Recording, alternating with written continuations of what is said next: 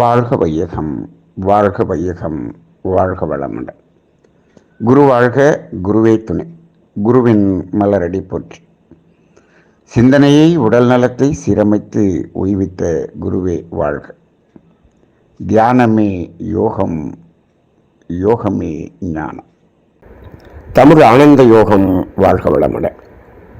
இன்றைய சிந்தனை தலைப்பு ஒழுக்கம். இந்த வார்த்தை நமது சமுதாயத்திலே, குறிப்பாக தமிழ் மொழியிலே பல இடங்களில் பயன்படுத்தப்படுவதை பார்க்கிறோம். வள்ளுவர் கூட ஒழுக்கம் என்ற வார்த்தையை பயன்படுத்துகிறார்.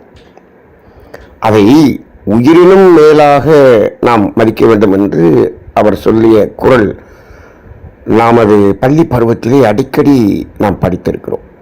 ஒழுக்கம் வெளுப்பம் தரலாம், ஒழுக்கம் உயிரினும் ஓம்பப்படும் என்று சொல்லுவார்.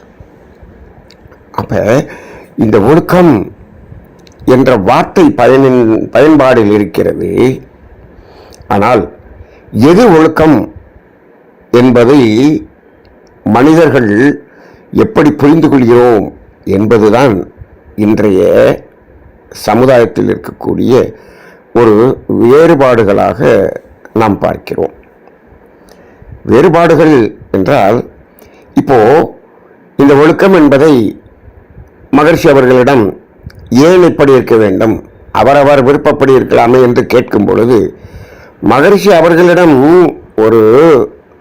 ஒரு காகிதத்தாளை கிழிப்பதில் ஒரு ஒழுங்கான அந்த முறையில் அந்த கிழிக்கிறது அப்படிங்கிறத வச்சு ஒரு விளக்கத்தை சொல்லிட்டார்னு வச்சுக்குவோம். இது ஒரு அப்படி செய்யும் பொழுது அதனுடைய விளைவு இது நன்றாக இருக்கிறதா, அது நன்றாக இருக்கிறதா என்று அந்த இடத்துல என்ன சொல்லிட்டார்னா, அந்த ஒரு செயலினுடைய அந்த செயல் ஒழுங்கின் அடிப்படையில் இருக்கும் பொழுது அந்த விளைவு நன்றாக இருக்கிறது என்பதை அந்த இடத்துல சொல்லிட்டார். அப்ப விளைவு நன்றாக இருக்கும்படி ஒரு செயலை செய்தால் அது ஒழுக்கம்னு எடுத்துக்கலாம் அப்படின்னு அந்த இடத்துல மகரிஷி புரிய வச்சிட்டார். அப்ப எந்த ஒரு செயல் செய்தாலும் அதனுடைய விளைவு எப்படி இருக்க வேண்டும், நன்றாக இருக்க வேண்டும், நன்மையாக இருக்க வேண்டும் என்பது. சரி, இப்போ இதே இன்னொரு உதாரணமும் அந்த இடத்துல சொல்லியிருக்கார் மகரிஷி. என்ன சொல்லப்பட்டிருக்கிறது, இப்போ சிக்னலில் ரெட் சிக்னல் வந்துட்டா காரை நிறுத்தினேன் என்று அவர் சொல்றார். ஏன் உங்களது காரணம் வேகமாக போகக்கூடிய விலை உயர்ந்த காராக இருக்கிறதே, நீங்கள் என்ன வரலாம், நிற்காம வரலாமே அப்படின்னா, அங்கே சிகப்பு வெளிச்சம் போட்டால் நிற்க வேண்டும் என்பது ஒரு சட்டம். இப்ப அந்த ஒரு சட்டம்னு ஒன்று சொல்றோம் பார்த்தீங்களா, அந்த சட்டத்தின் படி நாம் அதை கடைபிடித்தோம் என்றால் ஒழுக்கம், அதை கடைபிடிக்கவில்லை என்று சொன்னால் ஒழுக்கம் இல்லை. சரி, இங்க ஒழுக்கம் வருது, என்ன சொல்ல வருது அப்படின்னா, எதற்காக அந்த சிகப்பு லைட் போடுறாங்க, எதுக்காக அந்த பச்சை லைட் போடுறாங்க? அந்த சிகப்பு லைட்டு போடுறப்ப நம்ம நிற்கிறதுனால எனக்கு என்ன லாபம் அப்படின்னு. இப்போ எனக்கு நேரம் ஆகிடுச்சு, எனக்கு ஒரு நிமிடம் தாமதம் அப்படின்னு இவர் சொல்றாருன்னு வச்சுக்கோ.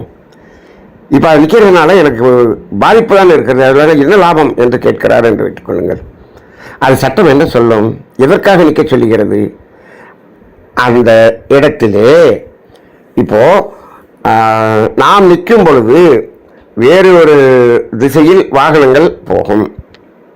அப்ப இப்போ அவர்களுக்கு அது துன்பமாகிவிடும் என்பதற்காக நம்மை நிற்க சொல்கிறதா இந்த சிகப்பு விளக்கு? அவர்களுக்கு துன்பமாகிவிடும் என்பதற்காகவா? இருக்கலாம், அப்படியும் வைத்துக் கொள்ளலாம். இப்போ அவங்க ஒருத்தங்க குறுக்க வரும்போது நாம போய் அதில் இடிச்சிட்டோம்னா நம்மளால அவங்களுக்கு துன்பம் ஏற்பட்டுவிடும் அல்லவா? ஆமாம், அதை தடுப்பதற்காகவும் உண்டு. சரி, அப்படி சொல்றதை விட இன்னும் வேற மாதிரி சொல்லலாம். என்ன சொல்லலாம், இப்போ நீங்கள் நிற்காமல் போகும்பொழுது நமது வண்டியின் மீது இன்னொரு வண்டி மோதிவிட்டால் நமக்கு துன்பம் வந்து விடுமே. நமக்கு துன்பம் வராமல் இருப்பதற்காகத்தான் அந்த சிக்னல் நம்மளை நிறுத்த சொல்லுது. ஓ, அப்போ அந்த சிக்னல்ங்கிற அந்த ரூலு, அதை பார்த்தால் நிற்க வேண்டும் என்பது என்னுடைய நலனுக்காக, எனக்கு துன்பம் வந்து விடக்கூடாது என்பதற்காக அப்படின்னு பார்த்தோம்னு வச்சுக்கோங்க. இந்த இடத்துல இப்போ இது எனக்கு நன்மையா தீமையா என்று பார்த்தா, ஓ, என்னுடைய நன்மைக்காக. நன்மை என்றால் என்ன? எனக்கு துன்பம் வராமல் இருந்தால் அது நன்மை, அவ்வளவுதான். இப்ப துன்பம் வருகிறது என்றால் துன்பம், அது தீயது.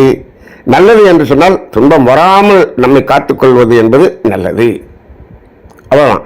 இப்ப நல்லது கெட்டதுங்கிறத நம்ம நிறைய இடங்கள்ல நம்ம இதை பார்த்துருக்குறோம். கெட்டது அப்படின்னு சொன்னால் துன்பம் வருவது, நல்லது அப்படி சொன்னால் துன்பம் வராமல் காப்பது. சரி, அப்போ இந்த சட்டம் அப்படின்னு ஒன்று வச்சுருக்கோம் இல்லையா, போக்குவரத்து சட்டம் ஒன்று வச்சுருக்க மாட்டீங்களா, இதன்படி அதை கடைபிடிக்க வேண்டும் என்பது ஒழுக்கம்.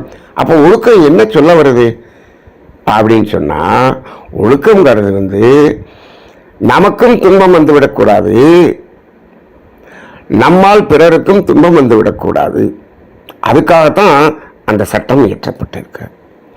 இப்போ ஒவ்வொரு நாட்டில் இருக்கக்கூடிய எல்லா சட்டமும் இதை அடிப்படையாக கொண்டுதான் இயற்றப்பட்டிருக்கும். எல்லா சட்டமும் அப்படித்தான். அதுக்காக சட்டம்ங்கிறத ஏற்றுறாங்க. சட்டம் என்பது துன்பத்தை கொடுப்பதற்காகவா? இல்லை, அப்படி இருக்கவே இருக்காது. எந்த ஒரு சட்டமும் துன்பத்தை கொடுப்பதற்காக என்று இருக்காது. இதை நாம் புரிந்து கொள்ள வேண்டும். அப்போ இந்த சட்டங்கள் எல்லாம் ஒவ்வொரு நாட்டிலும் ஒவ்வொரு மாதிரியாக இருக்கிறது என்று சொன்னால், அதாவது அந்தந்த நாட்டில் இருக்கக்கூடிய மனிதர்களுடைய வாழும் நிலைக்கு தகுந்தார் போல, அந்தந்த நாட்டினுடைய சீதோசன நிலைக்கு தகுந்தார் போல, அந்தந்த நாட்டினுடைய அந்த பூமி நிலத்தின் அமைப்புக்கு தகுந்தார் போல அந்தந்த சட்டங்கள் இருக்கும். இப்போ ஒரு மலை பிரதேசமாகவே இருக்கக்கூடிய ஒரு நாடு என்று வைத்துக் கொள்ளுங்கள். அங்கு இருக்கக்கூடிய அந்த பயண சட்டம் என்பது எப்படி இருக்கும்? சமமான நிலப்பரப்பு இருக்கக்கூடிய இடத்துல எப்படி இருக்கும்? வித்தியாசமாகத்தான் இருக்கும்.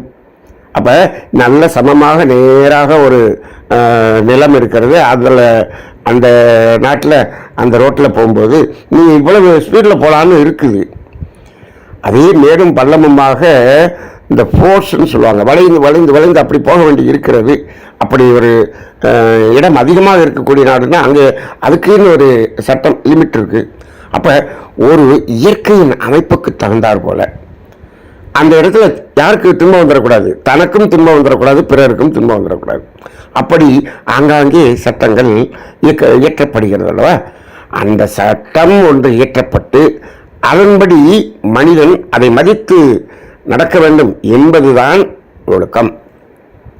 அப்ப இது இந்த உலகில் நாம் வாழும் பொழுது இங்கே துன்பம் ஏற்படக்கூடாது என்பதற்கான ஒரு ஒழுக்கம் என்று எடுத்துக்கொள்கிறோம். சரி, இதுவே இன்னும் நாம் ஆழமாக சிந்தனை செய்து பார்க்கும் பொழுது இந்த மனிதனுக்கு எந்த வகையிலும் துன்பம் என்றே வந்துவிடக்கூடாது என்று வைத்துக் கொள்ளுங்கள். இப்போ நீங்கள் ரோட்லேயே போகலை, எதுக்குப்பா வம்பு, நான் ரோட்லேயே போகலை, அப்போ நான் அமைதியாக இருந்து கொள்கிறேன், அப்போ எனக்கு துன்பம் வராதா?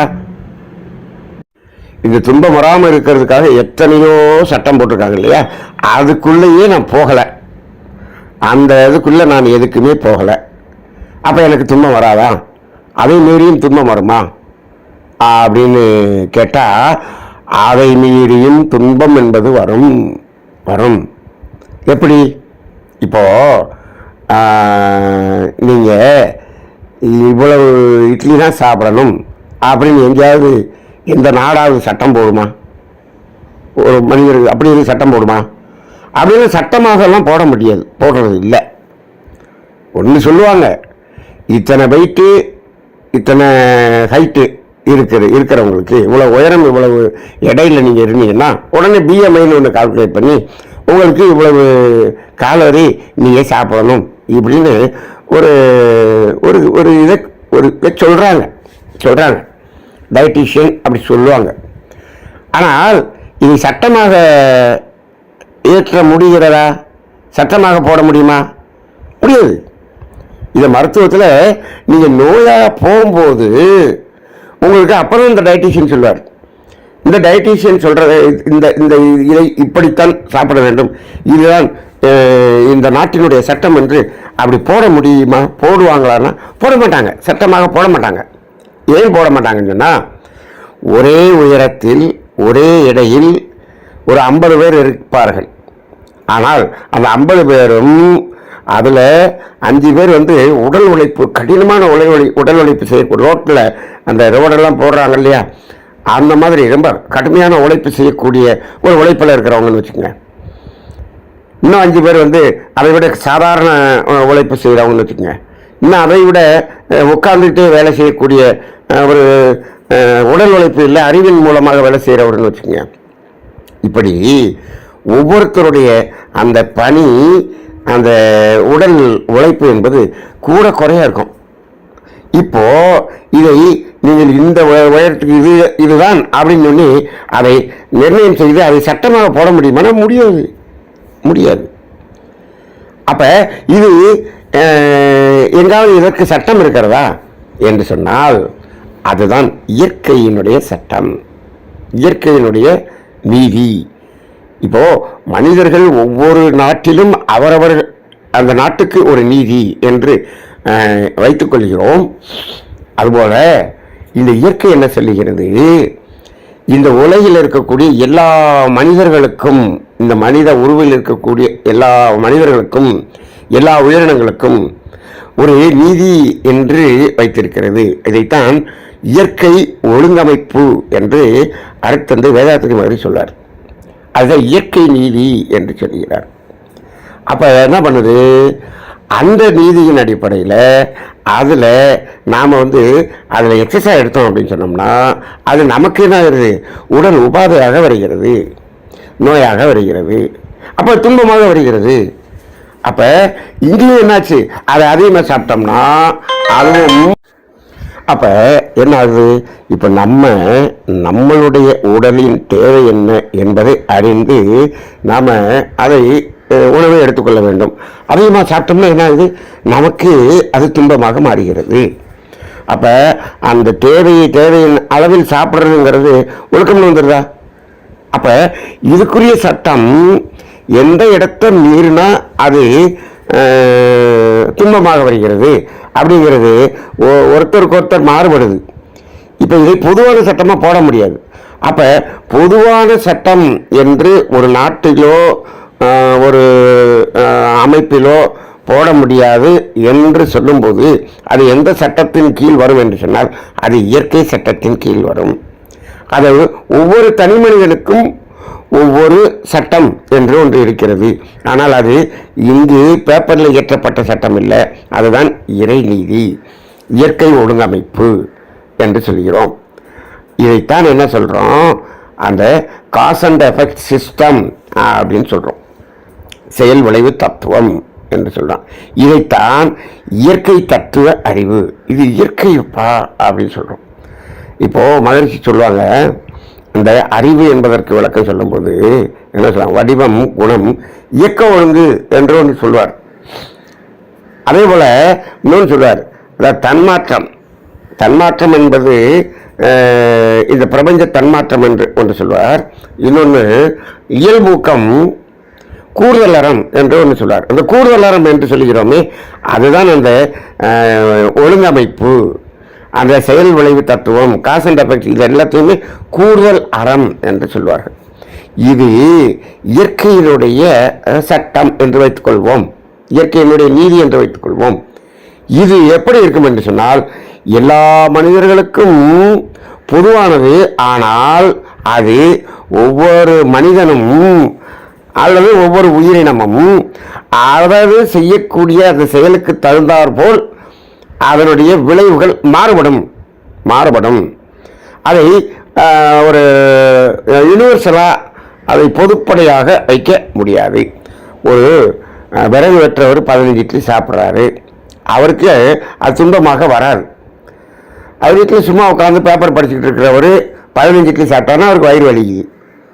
அப்போ இது என்னாச்சு, செயல் ஒரே மாதிரியாக இருந்தாலும் விளைவுகள் அவரவர் உடல் உழைப்பு, அவரவருடைய உடலின் திறன், அவரவருடைய உடலில் இருக்கக்கூடிய ஜீவகாந்தத்தின் அளவு, அவரவர் உடலில் இருக்கக்கூடிய உள் உறுப்புகளின் இயக்க சக்தியின் அளவு, இது எல்லாத்தையும் வச்சு அது மாறுபடும்.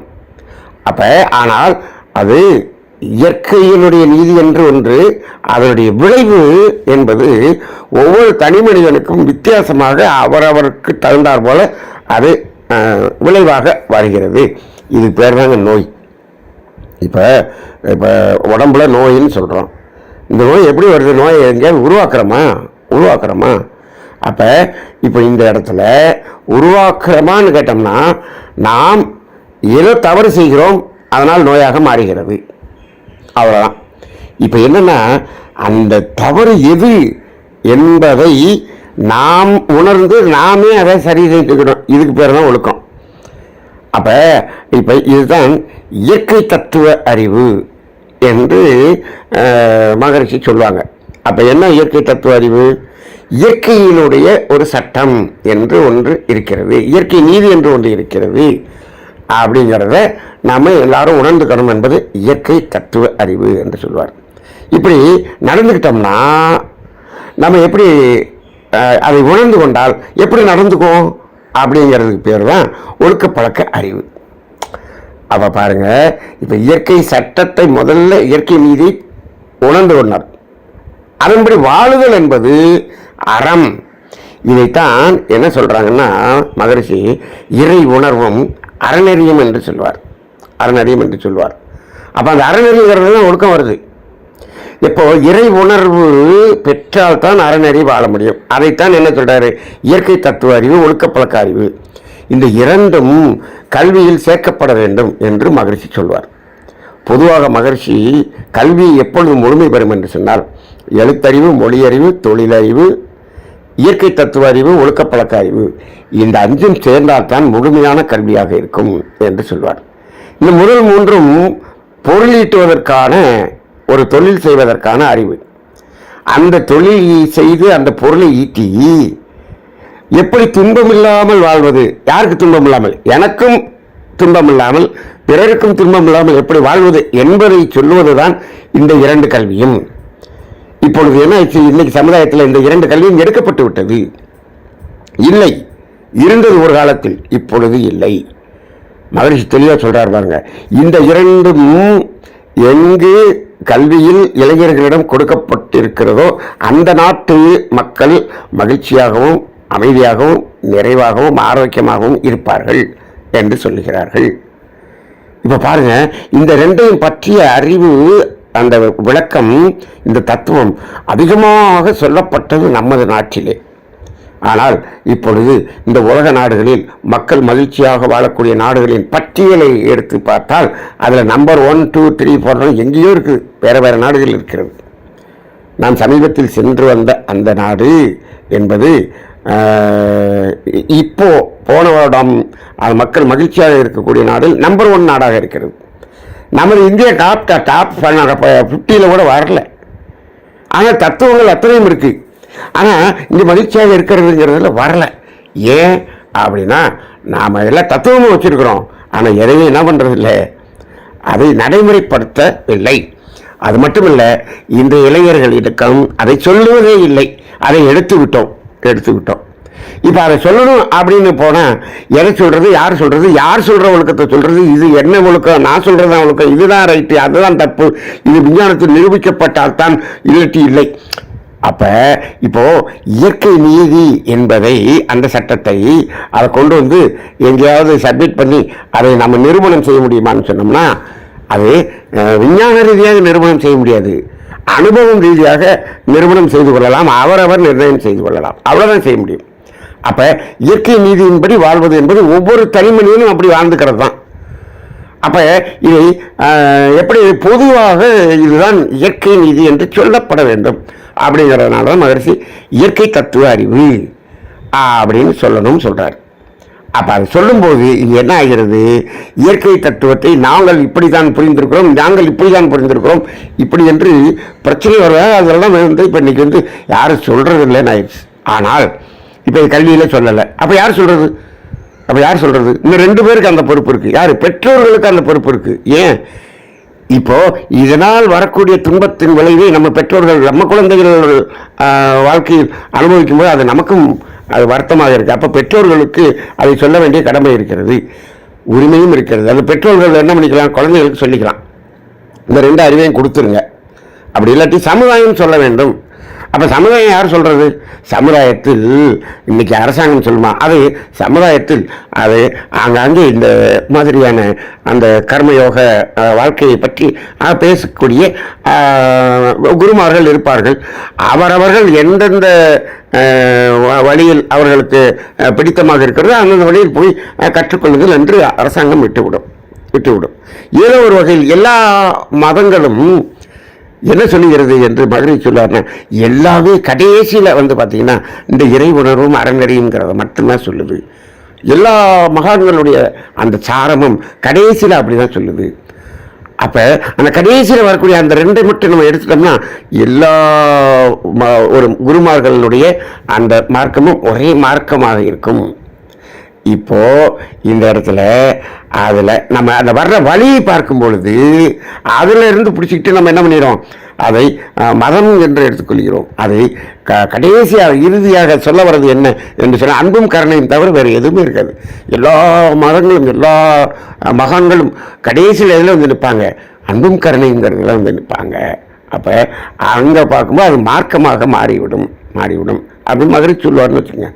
அப்ப இப்ப இந்த இடத்துல நாம் இந்த ஒழுக்கம் அப்படிங்கிறத ஏதாவது ஒரு வகையில் இந்த இளைஞர்களுக்கு கொடுத்தால் அது பின்னாடி இந்த சமுதாயம் எப்படி இருக்கும், யாருக்கும் அவர்களுக்கும் துன்பம் இல்லாமல் அடுத்தவர்களுக்கும் துன்பம் இல்லாமல் வாழக்கூடிய ஒரு நிலை வரும் என்பது.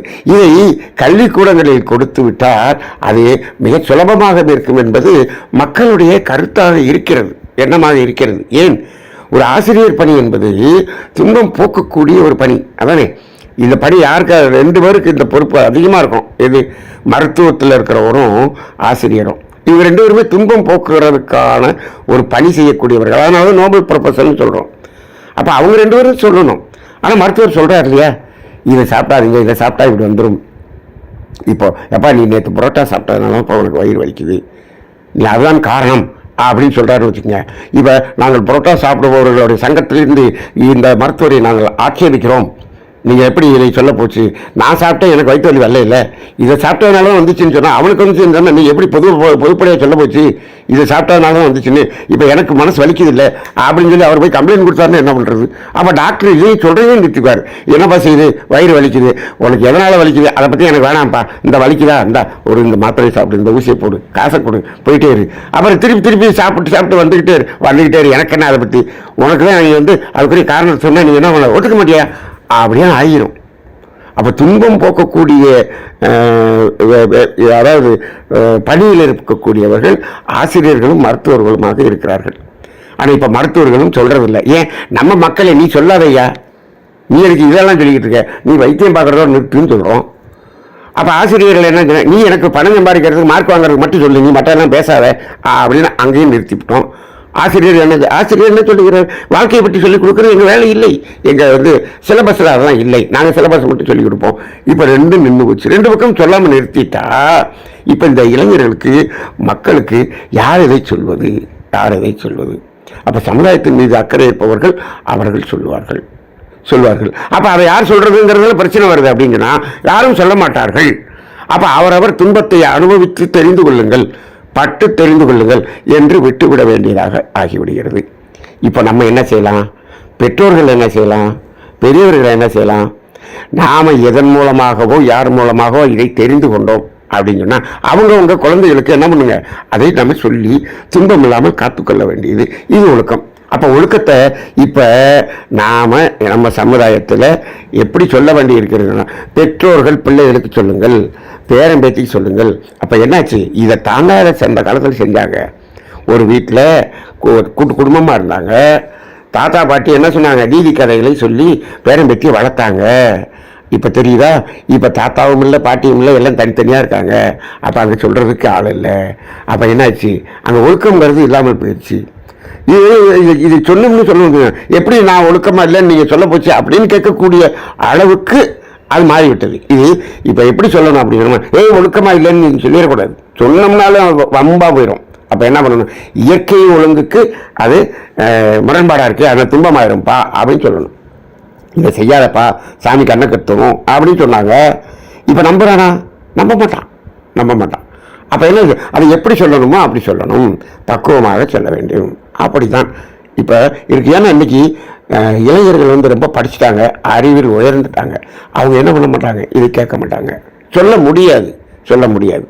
அப்போ அந்த அடிப்படையில் இந்த ஒழுக்கம் என்பது ஒவ்வொரு தனி மனிதனும் தனக்கும் துன்பம் என்றாமல் பிறருக்கும் துன்பம் இல்லாமல் இருக்கக்கூடியது தான். அதனால் மகரிஷி அதற்கு ஒரு சாமியத்தை பொதுவாக சொல்லிவிட்டார். மகரிஷி சொல்லியிருக்கிற சாமியம் எல்லா நாட்டுக்கும் பொருந்தும், எல்லா உயிர்களுக்கும் பொருந்தும், எல்லா இடத்துக்கும் பொருந்தும். என்ன சொல்கிறாரு, எண்ணம் சொல் செயலால் தனக்கோ பிறருக்கோன்னு சொல்கிறாரு. அப்போ தனக்கு கொடுத்து கொண்டாலும் துன்பம். நான் 5 இட்லிக்கு பதிலாக 10 இட்லி சாப்பிட்டேன்னா அது ஒழுக்கம் இல்லை அப்படின்னு சொல்கிறார். பிறருக்கோ தற்காலத்தில் பிற்காலத்தில், அது இப்போ இருந்தாலும் சரி பின்னாடி வந்தாலும் சரி துன்பம். உடலுக்கு வந்தாலும் சரி மனதுக்கு வந்தாலும் சரி, உடலுக்கோ மனதிற்கோ துன்பம் ஏற்பட்டால் அது ஒழுக்கம் இல்லை. துன்பம் இல்லாத செயல் ஒழுக்கம். இந்த ஃபார்முலாவை யார் எடுத்துக்க முடியும்? எல்லாரும் எடுத்துக்கலாம். இப்போ மகரிஷியினுடைய இந்த சாமியத்தை எல்லா மதத்தினரும் ஏற்றுக்கொள்கிறார்கள். எல்லாரும் அதை கற்றுக்கொள்கிறார்கள், எல்லோரும் ஏற்றுக்கொள்கிறார்கள். இது பொதுப்படையாக இருக்கிறது என்று ஏற்றுக்கொள்கிறார்கள். இது நமக்கு வாழ்க்கைக்கு துன்பம் போக்கக்கூடியதாக இருக்கிறது, துன்பம் வராமல் தடுக்கக்கூடியதாக இருக்கிறது என்று ஏற்றுக்கொள்கிறார்கள். இப்போ இந்த சிந்தனையை நீங்களும் ஏற்றுக்கொண்டீர்கள் என்று சொன்னால் இதன்படி இருந்து நம்மை காத்துக்கொள்வோம். நாம் பிறருக்கு துன்பம் கொடுக்காமல் நமக்கும் துன்பம் வராமல் காத்துக்கொள்வோம். இதுதான் ஒழுக்கம். ஆக ஒழுக்கம் என்பது வார்த்தை பல இடங்களில் பயன்பாட்டில் இருந்தாலும் ஒழுக்கம் என்பதற்கான விளக்கம் என்பதை மகரிஷி அவர்கள் இந்த சமுதாயத்துக்கு கொடுத்திருக்கிறார். இதை இந்த சமுதாயம் எப்படியாவது புரிந்து கொண்டு அது யாருக்கும் துன்பம் இல்லாமல் எல்லோரும் அமைதியாகவும் ஆரோக்கியமாகவும் வாழ வேண்டும் என்று நமது மனம் விரும்புகிறது. அதற்குரிய சூழ்நிலை உருவாகட்டும். உலக மக்கள் அனைவரும் அமைதியும் ஆரோக்கியமும் ஆனந்தமுமாய் வாழட்டும். வாழ்க வளமுடன்.